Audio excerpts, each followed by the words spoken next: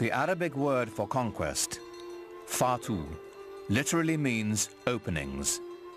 Islam sowed the seeds of its faith to the four winds, and a world of opportunities opened before it.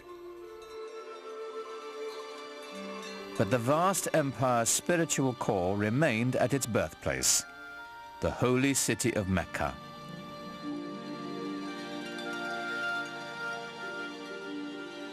From every corner of the Muslim world, the faithful embarked on the traditional journey to Mecca, a sacred pilgrimage known as the Hajj.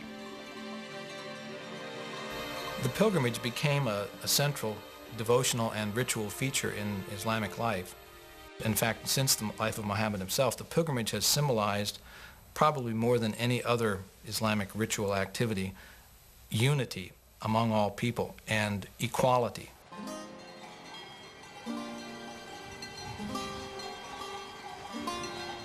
The Hajj set humanity in motion. For the first time since the reign of Alexander the Great, cultures and caravans now flowed freely. Borders closed for 1,000 years opened.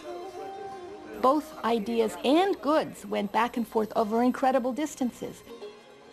Since every Muslim is enjoined once in his life to visit Mecca, it means that there were caravans carrying goods and pilgrims and ideas and people. And they all met together in Mecca once a year, and then things would radiate back home. So if there was an invention that was discovered in Samarkand, it could be within the year that it would be known in Cordova. Where pilgrims trod, traders soon followed.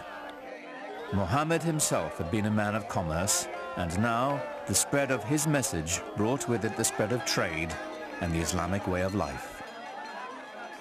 Trade was incredibly important in the Islamic world simply because of its geographical position. It was, and still is, between West, what we call the West, and what people always called the East. So it was a natural land bridge connecting China to Europe.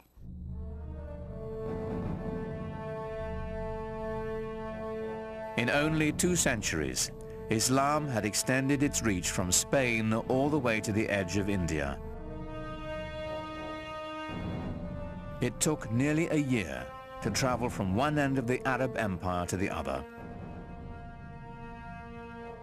At its heart was a fabled city of wealth. It was called Baghdad.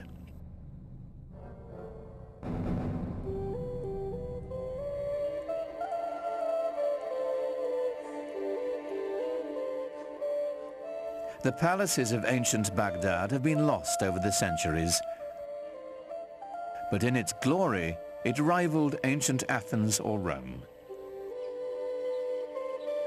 It was a magnificent architectural achievement, the pride of Islam in a new age. One visitor left this account. All the exquisite neighborhoods covered with parks, gardens, villas, and beautiful promenades are filled with bazaars and finely built mosques and baths. They stretch for miles on both sides of the glittering river. But what made this the greatest city of its time was more than just what met the eye. It was the company it kept. Scholars made Baghdad the jewel of the world.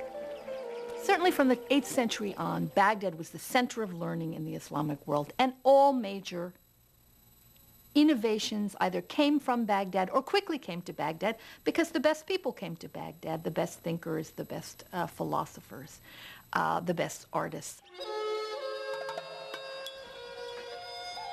They came in search of answers to pragmatic questions. The empire's meteoric growth had left its new leaders overwhelmed.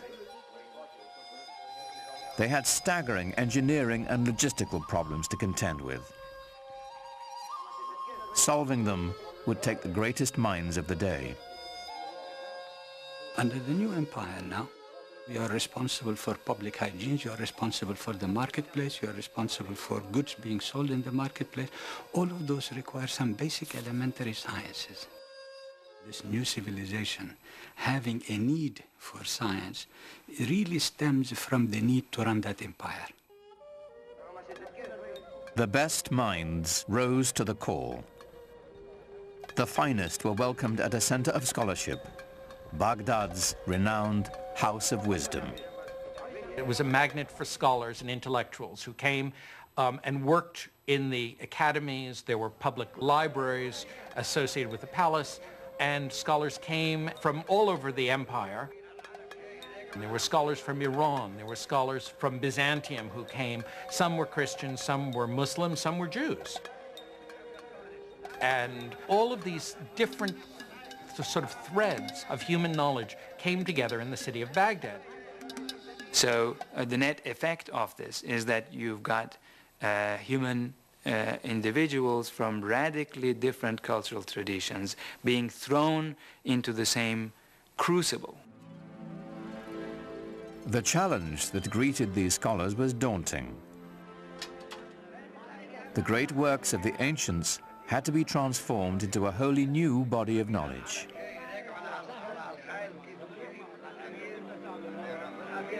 Competition for jobs developed within a new intellectual elite. And from there on, every single scientist is competing for that job. They were competing among themselves almost just in the same way that modern bureaucrats and modern academicians will fight among themselves.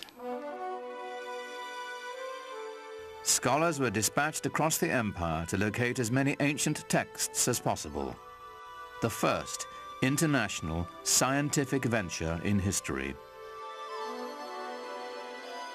Unlike their Christian counterparts, Muslim thinkers saw no insurmountable contradiction between their faith and the laws governing the natural world.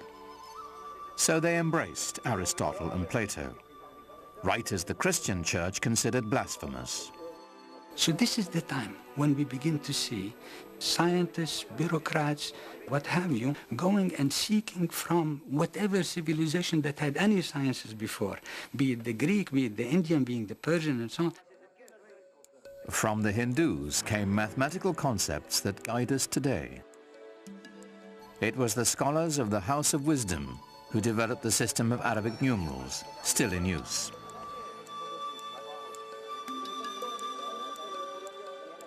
It is they who translated and transformed the writings of the Greeks and made a gift of them to the modern Western world. The Renaissance had its beginnings in Baghdad. They managed to assimilate quite a lot of the rich legacy of the Hellenistic world, translated into Arabic initially, which was then made available to all other participants in the new Islamic civilization. Arabic emerges as the language of learning throughout the region. This is a very significant development in human intellectual history. Having amassed the knowledge, the Muslims now began to challenge it. This was perhaps their most important contribution. The scientific process was born. They wanted to know why a very intelligent Greek scientist, whose text they were just admiring and they were verifying it, why would he make a mistake in the first place? So they began to dig, was it because he didn't have the right instruments, or is it because he didn't have the right methodology to use the instruments for the verifications of observation? It is this spirit.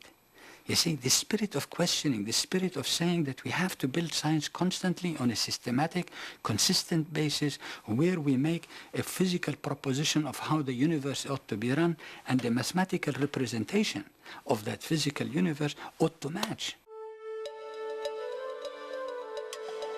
Now you begin to have what I call the birth of the new Islamic science. Algebra and trigonometry, engineering and astronomy, countless disciplines integral to our lives today trace their roots to Islamic scientists.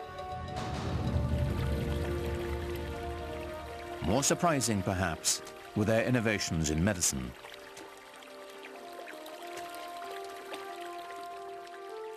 At a time when Europeans were praying to the bones of their saints to cure their illnesses, Muslim physicians developed an innovative theory that disease was transmitted through tiny airborne organisms, the precursor to the study of germs. They determined that sick patients should be quarantined and then treated. This is the basis of the institution most fundamental to medicine today, the hospital. Funded mainly through religious endowments, Muslim hospitals had separate wards for patients suffering from different kinds of disease. Even mental illness was treated. Their studies of anatomy were so sophisticated that they remained in use by Muslim and European physicians for 600 years.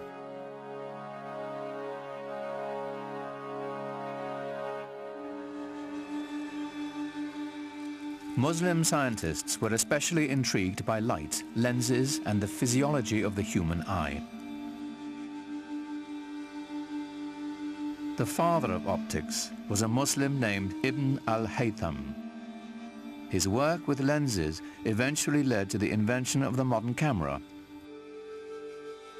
He produced the first treatise that ventured to explain how the eye actually sees.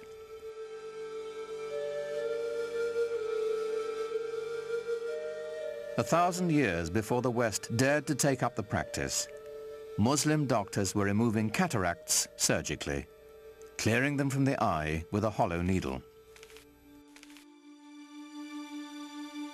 But for all this knowledge to transform and illuminate an empire, it had to be copied and shared across 100 different cities in the Islamic world. For this, there was a new invention, one that is still fundamental to learning and knowledge today: paper. Around the year 700, 750, when Muslim armies reached Central Asia, they encountered paper for the first time. And very quickly, the Muslim bureaucracy started using paper. You find that, within 50 years it's in Syria, and then a few years after that it's in Egypt, and then it's in North Africa, and then it's in Sicily, and then it's in Spain. And that's where Europe learned to make paper from. They learned to make it from the Arabs. We begin to have people with family names like papermaker. So in other words, not only that paper was available, it must have become a very, very widespread industry. And hence, the acquisition of books must have also become very easy. With the wide use of books and paper, hundreds of scribes, some of whom were women, were kept busy transcribing the translations and new writings of the Baghdad scholars. All of this knowledge that's being acquired from the Greeks and from the Indians and from Central Asia and stuff is all being written down in books on paper, and that these books are being copied and recopied and sent around. We know, for example, that there was a street of booksellers with more than 100 shops, each one with paper and books for sale. And this is a time when, in Europe, a monastery would be lucky if it had 5 or 10 books. While the monks of the West were hoarding their wisdom on scraps of expensive parchment, paper enabled Islamic civilization to spread its newfound knowledge far and wide, creating a single community linking 3 continents. So the chief distinction, therefore, of Islamic civilization, in addition to the fact that it made new leaps of originality, new transformations in traditions of learning and everything else possible, is the fact that it enabled human beings to consider the possibility of thinking about the globe as a single unit, humanity. In all the broad empire, there was one place the Christian world could experience the lifestyle Muslims now took for granted: southern Spain.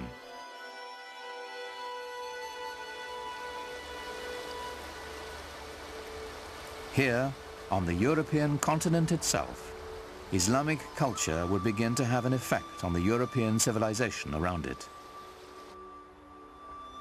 1,000 years ago, the Spanish city of Cordoba was a center of learning and culture that rivaled Baghdad. Today, Cordoba's narrow lanes hearken to its medieval past. During the Dark Ages, this was the most prosperous and sophisticated metropolis on the continent. It had streetlights and paved roads, libraries, hospitals and palaces. This was a city of light, a Muslim city. The city of Cordoba in the 9th and 10th centuries was one of the biggest and most exciting in Europe. We have descriptions of it by people coming and saying, all these flowers everywhere, this open streets, this wonderful light coming down. Northern cities were dark. Cordoba had running water. People lived in big houses. In contrast, in Paris, people lived in shacks by the side of the river.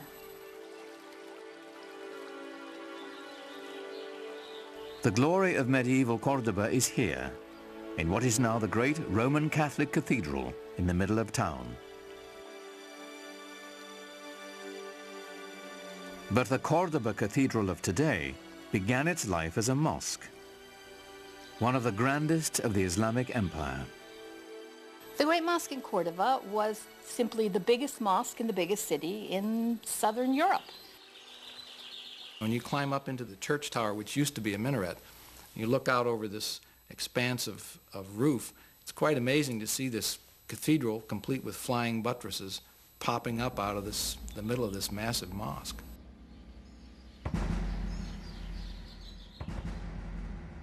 Many people came to visit it to view the wonders of the mosque, which had rib vaulting, the kind of vaulting which is like this, and which 100 years later, by a mere coincidence you might think, but not at all a coincidence, appears in the Gothic cathedrals of Northern Europe, in Lincoln Cathedral, in Chartres Cathedral in France.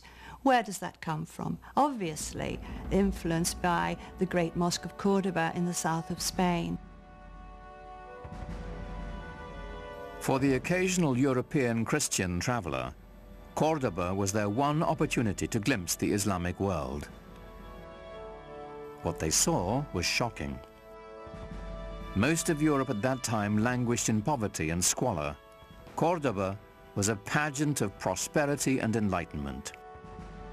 In the 10th century, there was a Saxon nun with the unpronounceable name of Hroswitha, who called medieval Cordoba the ornament of the world. She was very taken with the place, and there you are, she's a Christian nun.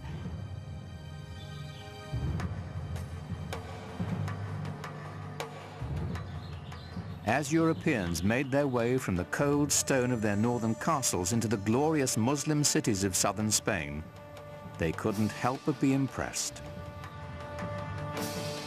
In the green hills above Granada was a palace of startling elegance, a shining example of the richness and sophistication Islam brought to medieval Europe. It is called the Alhambra. The Alhambra is perhaps the most famous example of Islamic architecture to most Westerners. It is the best remaining example of what a medieval Muslim palace would have looked like.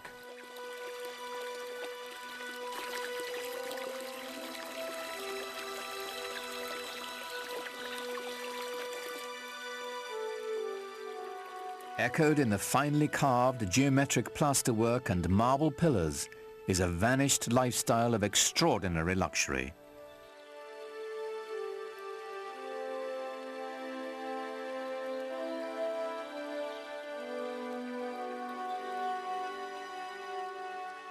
The Alhambra reveals the pinnacle of Islamic culture and urbanity. The beauty of the Alhambra is not so much in the individual details. No, it's more the combination of everything. That is, this wonderful sort of orchestrated interplay of different textures and surfaces, of light and space and water playing inside and outside of buildings.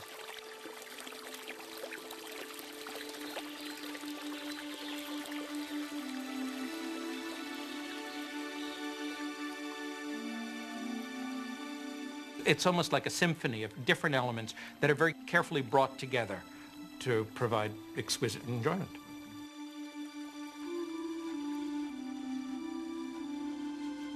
Here, the Muslim elite relished the good life.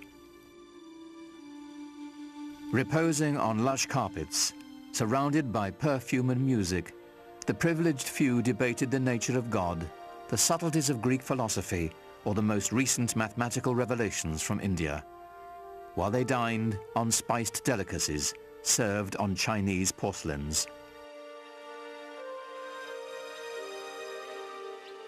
They strolled the grounds through gardens irrigated by complex gravity-fed water systems.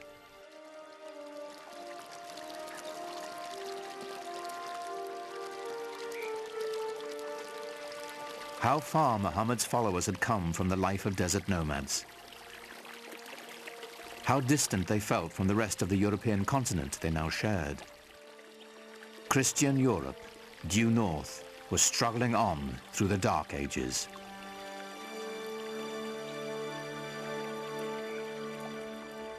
But at the dawn of the 11th century, a tragedy in Jerusalem would put Muslims and European Christians on a collision course. Jerusalem was ruled by an Egyptian caliph, an infamous man named Al-Hakim. Al-Hakim was certainly a deviation from the norm. Clinically speaking, I suppose today we'd regard him as a madman, as someone who was simply insane. For 200 years, Christian holy places in Jerusalem had been respected and protected by Muslim rulers. In 1009, the Egyptian ruler Al-Hakim broke with that tradition. He ordered the holiest church in Christendom destroyed. And horror of horrors, he burnt down the Church of the Holy Sepulchre in Jerusalem. Now, nobody knows quite why he did it, and you can have your own theories about it, but the fact of the matter was that that sent shivers of terror and anxiety through Christendom. In a way, of course, Al-Hakim was the one exception that proved the rule for Christians that Christians had been speaking of for centuries, of Muslims as intolerant, mad, slavering heretics who simply could not be expected to abide by the rules of civilized human beings.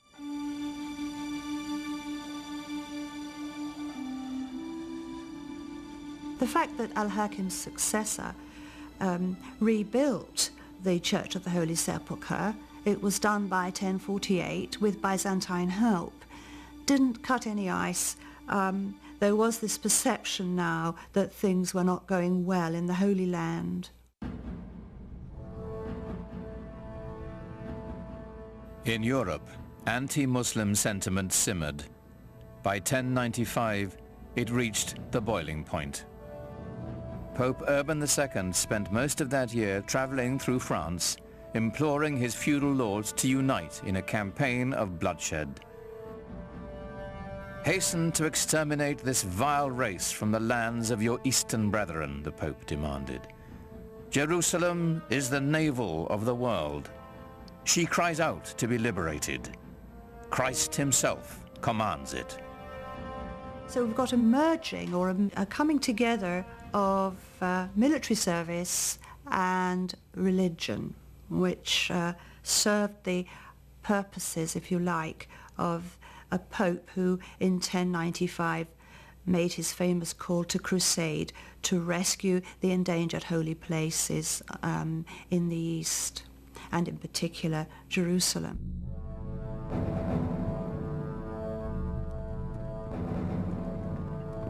In 1097, Muslim shepherds in Syria caught their first glimpse of a sight that would soon strike terror throughout the Holy Land. When the Crusaders struck, by sheer chance, the Arab Empire was at its most vulnerable, broken into feuding kingdoms and petty dynasties. They couldn't have chosen a better moment, because the Muslim world was in a very fragmented state. The great rulers of the time had died, and into that power vacuum there came this most unexpected enemy, the Crusaders from Western Europe. Who would have thought that a new enemy would come to the Islamic world from that unexpected quarter? It was completely unprecedented. It was a real surprise. The Muslims didn't really know who they were. They thought they were just another lot of Byzantines who were coming, as usual, to be a nuisance and fight on the borders.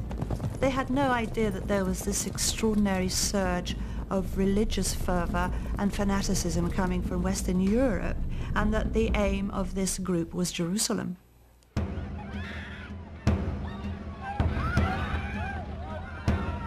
History is haunted by days of incomprehensible horror. Few are darker than July 15th, 1099, when the Crusaders entered Jerusalem.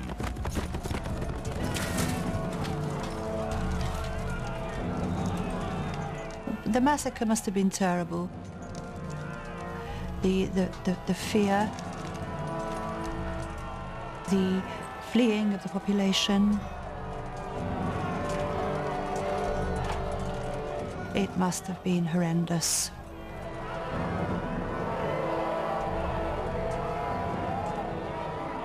From a letter to the Pope from the Crusaders.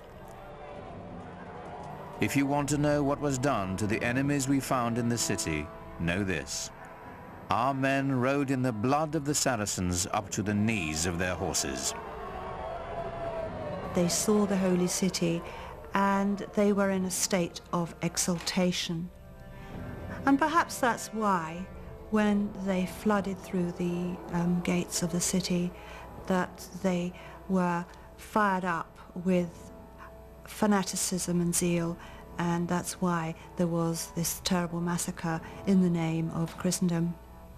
It was a blot on the name of Christendom in the Muslim view, and justifiably so. Even Christians weren't spared.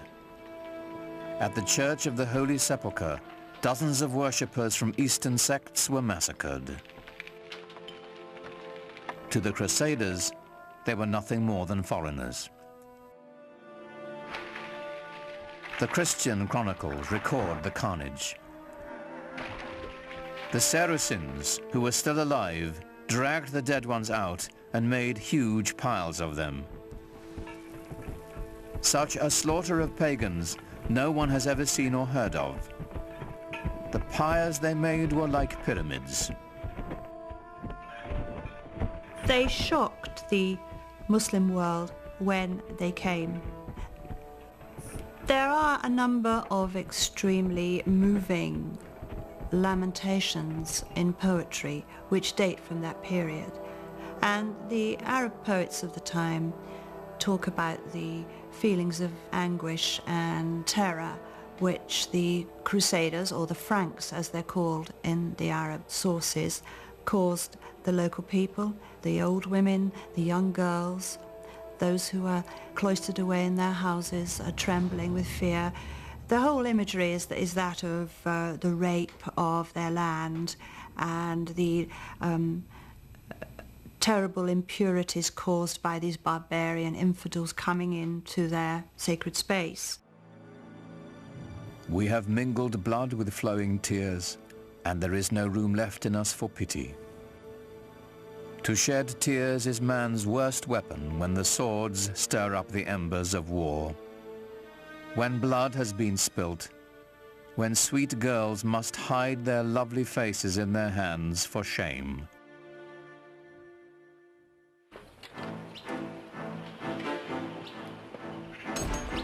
The First Crusade was over.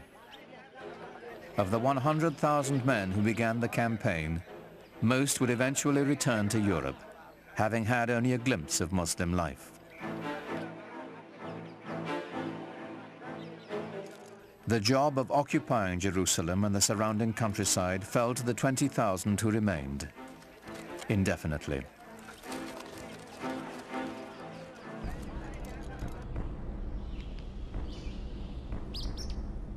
To secure their occupation, the intruders did here what they had done in Europe. They built castles. The Crusaders built the finest castles that the Near East has ever seen, and the proof of that is that they're still there. When everything else may have faded away, the Crusader castles remain a living testimony to their presence. And Crac des Chevaliers in Syria is the Crusader castle over them all. It's very, very big, it's strong, it's impenetrable. It's a living example of the way that a number of the Crusader castles couldn't be taken by siege. You can see for miles and miles from it and see the other castles that would have been, in visual distance for communication by fire and smoke signals. It's got, all the accoutrements of a good medieval castle with battlements and turrets and places for pouring boiling oil and other liquids down onto the enemy. But inside that castle, what was life really like? It wasn't merriment and festivity, it was constant fear. You had to be on the lookout in case someone was trying to mine the castle or to climb over the walls with scaling ladders. The people outside, the population, the local peasantry, they were not friendly, so you had to watch their movements all the time. It was a terrifying place. The Crusaders made treaties and broke them. They harassed the traders who passed by their castles. As they raided caravans, the Crusaders learned of a luxurious lifestyle unheard of in Europe. Well, materially, the Crusaders were just blown away by what they found in the Middle East, and they took a lot of it back with them. Inlaid metalwork, textiles, silks, things like that they had just never seen in such quantities before. The good life. These things they brought back to Europe, some as souvenirs, and in fact there was a whole industry that developed in the Middle East of providing souvenirs for the Crusaders to take back.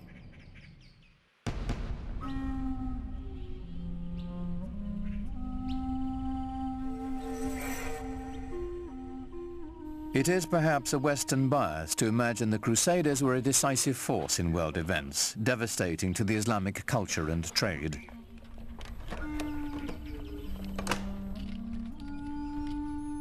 The truth is, while the knights of the Crusades were bunkering down in their castles, Islam was spreading its influence and flourishing.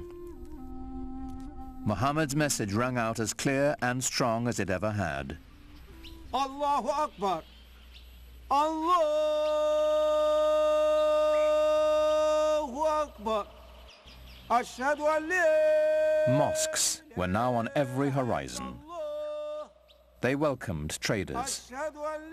They housed schools and hospitals. Through Islamic architecture, literature and music, a vibrant culture was emerging in celebration of a singular faith. أعوذ بالله من الشيطان الرجيم بسم الله الرحمن الرحيم إنا أنزلناه في ليلة القدر وما أدراك ما ليلة القدر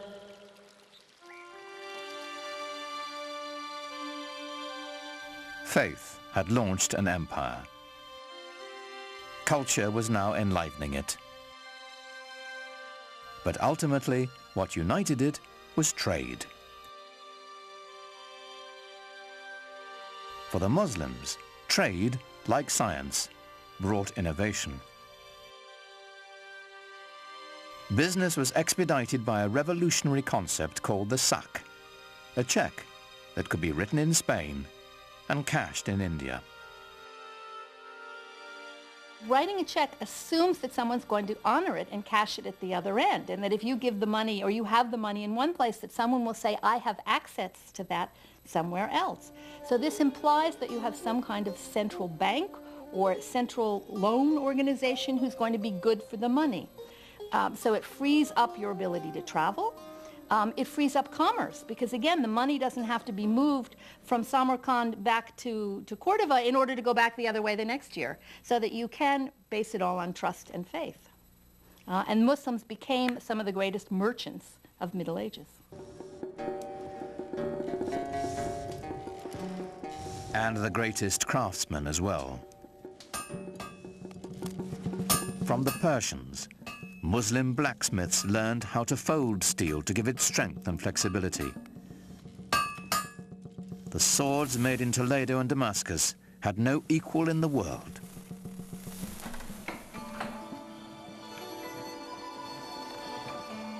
But the economic backbone of Islam's expanding wealth was textiles. The demand for the products of Muslim looms was enormous, for cashmere, cotton and silk. Textiles were simply the gas and steel industry of medieval times, because you have to think of textiles not only as growing the plants, but making all the dyes, and it was the dyes that were particularly expensive and imported the farthest. And then you need all the fixtures and mordants and equipment for looms, and then you need to transport these textiles. So collectively, the industry of making and transporting textiles was the mainstay of the economy.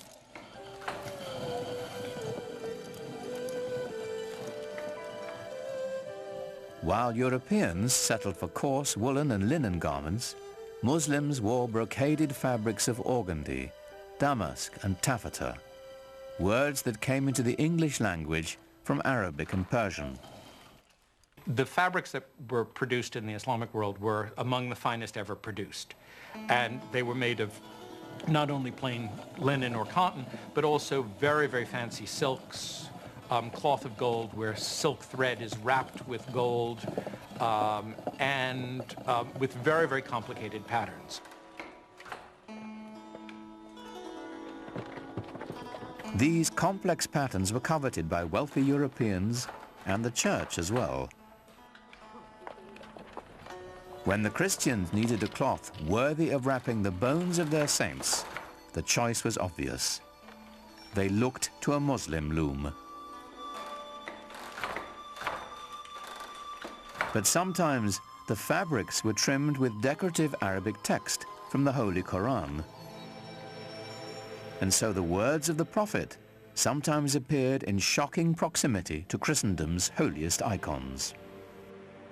It is not unusual to find in Italian Renaissance paintings, for example, to find paintings of the Virgin wearing a robe of very fancy patterned cloth and precious silks embroidered with gold or woven with gold designs. Sometimes they would say things with an Arabic inscription on it, which says, "There is no God but God, Muhammad is his prophet," in Arabic.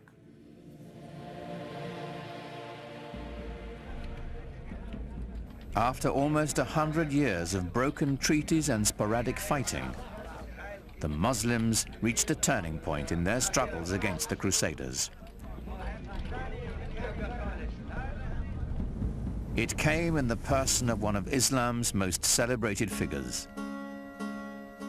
His name was Salah ud-Din, but the West would remember him and come to revere him as Saladin. There is certainly one thing that we must recognize about Saladin, and that is that he was successful where many others of his faith and of his part of the world had not been. That he possessed one unusual feature, in addition to his intelligence and his robust physical strength. He certainly seems to have been a great inspirer of his military followers. In 1187, Saladin amassed an army of 12,000 mounted warriors and lured the Crusaders out of Jerusalem onto a plain between two hills called the Horns of Hattin.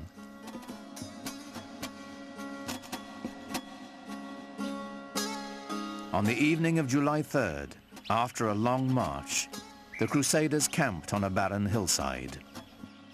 There was nothing but a waterless terrain.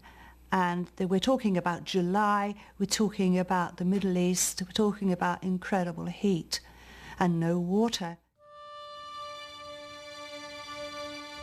As dawn approached, Saladin's men set fire to the tall grass, and a strong wind carried the flames into the Christian encampment. And very soon they found themselves surrounded, as in the Muslim tactic, by their enemy, and panic set in.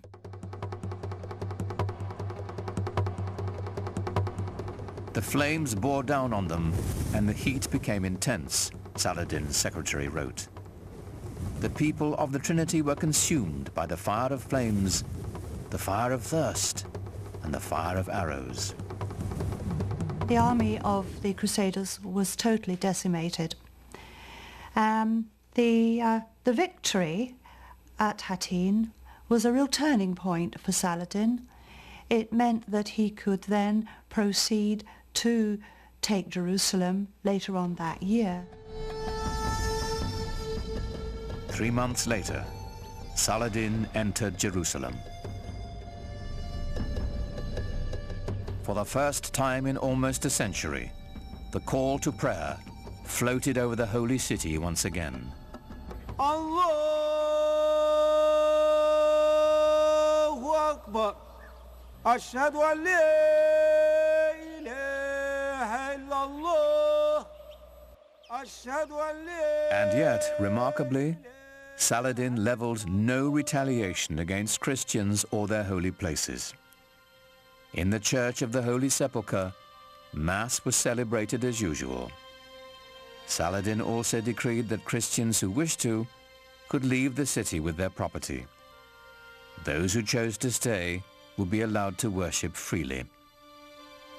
When his reputation reached Western Europe of the way he had behaved in Jerusalem over the conquest, he gradually became the most famous Muslim of all time. Saladin's victory did not put an end to Western aspirations in the Near East. Other crusades would follow, though, as with the first, they would hardly have an impact on the larger Islamic culture. The Crusaders would eventually be driven from their citadels along the coast and return to Europe. Their only lasting legacy, a few abandoned castles. But the returning Crusaders found themselves changed by their contact with Islamic culture. The long-term impact on European life would be profound. They were just amazed by the material culture that they found there. I mean, the quality of the merchandise, the quality of the goods was far better than anything they could find at home, and they brought it home with them. They came back, for example, with a taste for highly spiced food. They imported pepper and cinnamon and other Oriental spices because their taste buds had been whetted by a different cuisine. We know that they found out the delights of using soap when they were in the Middle East, and it would appear that that caught on back in Europe. After the Crusades, many Europeans were far more open to the ideas of what was going on to the East, what was happening in other parts of the world. They simply couldn't be as insular as before. Lots of people were open to, well, what's out there? Let's explore this. Let's see this. New intellectual thoughts. Let's see what these people are writing. Let's learn languages. This is when people start to learn Arabic slowly in the West. As the barrier of language dissolved, ideas born in the great Muslim cities began to filter into Europe, ideas that would forever change Western thought.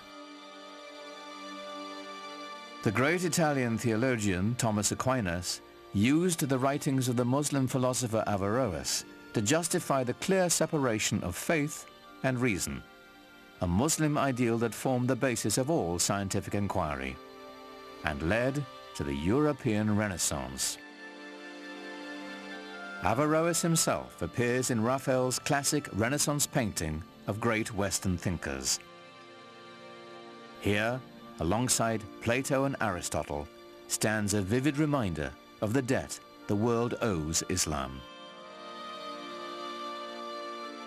The scope of Islamic civilization has now reached levels which certainly were not accomplished by any other civilization, known civilization of the world. It actually unified parts of our globe in ways that had not been witnessed before. But this golden age of Islam was not to last.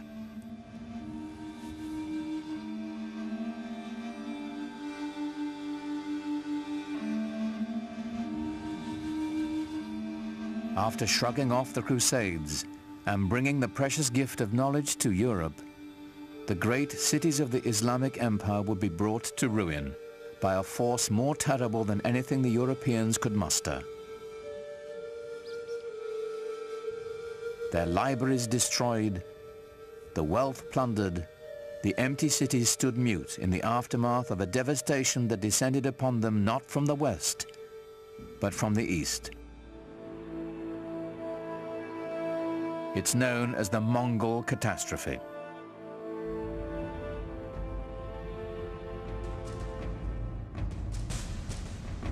The Mongols were Turco-Mongolian nomads from the steppes of Central Asia. In the 13th century, they rampaged across much of Eurasia between the Ukraine and China. It wasn't long before they entered Islamic Persia.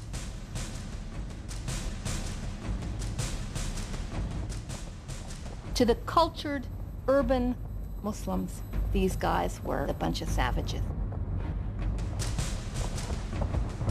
When you entered the Mongol army, you came with yourself and 3 horses, and you lived off the horses. First you drank their blood, and then when you moved far enough away, you killed them, you slaughtered them, and you ate their meat. And that's why they could go so far and survive so long. Terror was the Mongols' principal tactic. One of the local Iranian leaders foolishly decides to kill off the emissary that the Mongols have sent. And in doing that, he evokes the anger of the Mongols, who want to use him as an example. And they use this retaliatory technique often of killing off entire towns, wiping them out as examples. And so they build these fantastic towers of skulls where they pile up all the dead bodies as an example, and then all the other towns around immediately give way.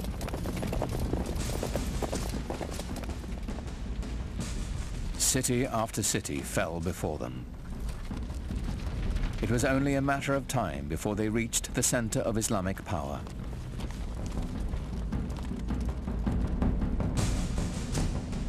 On February the 10th, 1258, the Mongols took Baghdad.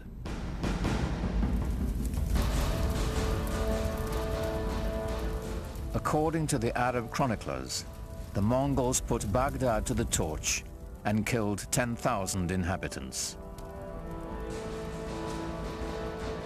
Mosques and libraries, the collected knowledge of centuries, were all set ablaze.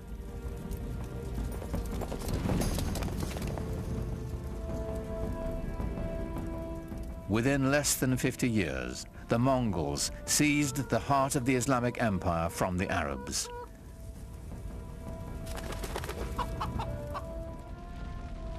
Islamic civilization seemed poised for destruction, lost to posterity. But then something remarkable happened. While the consensus of opinion is that Mongols were a devastating force, I personally feel that they also had a very positive effect on Western Asia and the world of Islam. They opened the world tremendously. Allah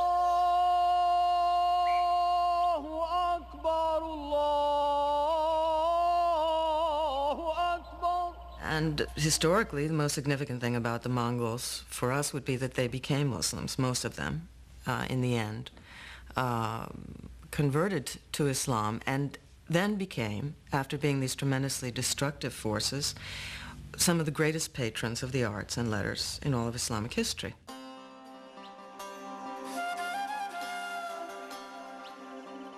The conversion and its lasting effect was extraordinary. Within a decade, the Mongols had gone from building towers of human heads to building mosques glorifying God.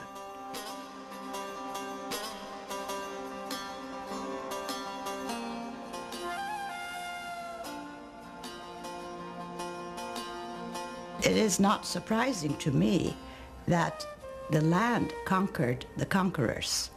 The Mongols themselves became Muslims or Islamic leaders par excellence. The Mongols transformed Islam. Now Islamic power could be held by anyone, not just the Arabs who had created it.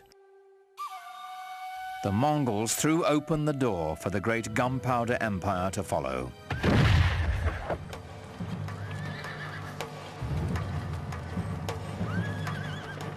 The empire of the Ottoman Turks.